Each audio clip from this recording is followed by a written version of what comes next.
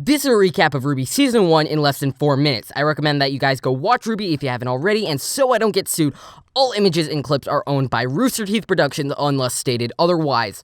The timer is set, ready, go. First off, you need to understand a few things. Number 1, almost every weapon is a gun. Number 2, main characters have superhuman-like powers called semblances. Number 3, the characters are in school training to become protectors of kingdoms, aka hunters and huntresses. Number 4, hunters are protecting the people from normal supervillains and Grim, animal monsters that evolve into different forms and grow smarter the longer they live. Now, the plot. We are first introduced to some villains trying to rob a dust drop. Dust is pretty much an enhancement drug that you can either absorb, put in his clothing, or use as ammunition. The robbery is led by a man named Roman Torchwick. Conveniently, a girl that is trained to be a huntress with the semblance of super speed and a huge scythe that turns into a sniper rifle is in the store, and her name is Ruby. A chase ensues, then a random good mage lady appears named Glinda who fights a bad fire lady, giving Roman an escort named Cinder. A battle happens where the villains escape. Turns out Glinda is a vice principal to a school named Beacon Academy.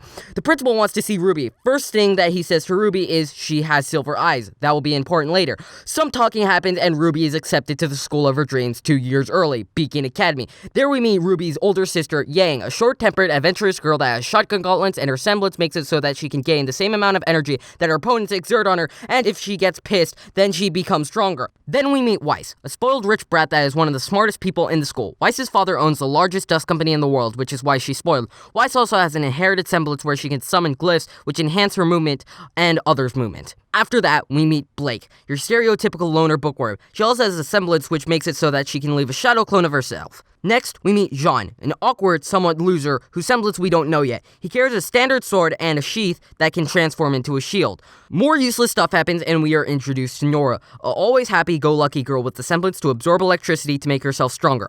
Plus she already has super strength and a huge metabolism. Nora has a crush on Ren, a cool-headed, all-around decent skilled fighter and an amazing pancake cook. He also acts completely oblivious to the fact that Nora has a crush on him.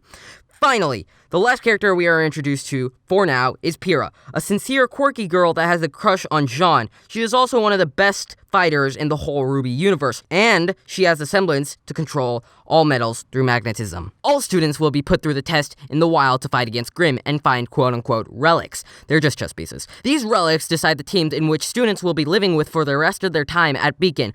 In the middle of killing Grim, we get a lesson on aura. To put it simply, it's like a force field! All the main characters kill more Grim and teams are formed. The only two really important ones are Team Juniper, led by John, for some reason, and Team RWBY, led by Ruby. After some boring Weiss character development where she learns she can't always be number 1, we learn Jean actually led his way into Beacon. Pyrrha offers to help Jean get better at fighting, but Jean turns down the offer, claiming that he must get good on his own. After realizing his mistake, he goes back to Pyrrha for help, and she teaches him.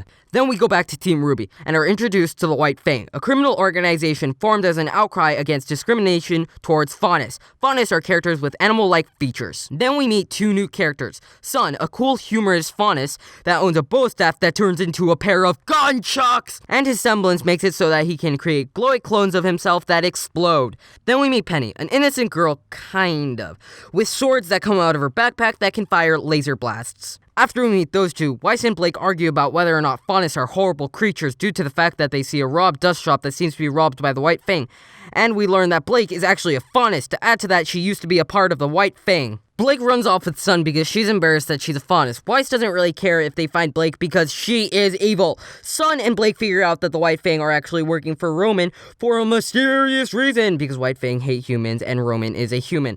After finding Blake and Sun fighting Roman and the White Fang and defeating the White Fang and Roman, Weiss accepts Blake for who she is and the season ends.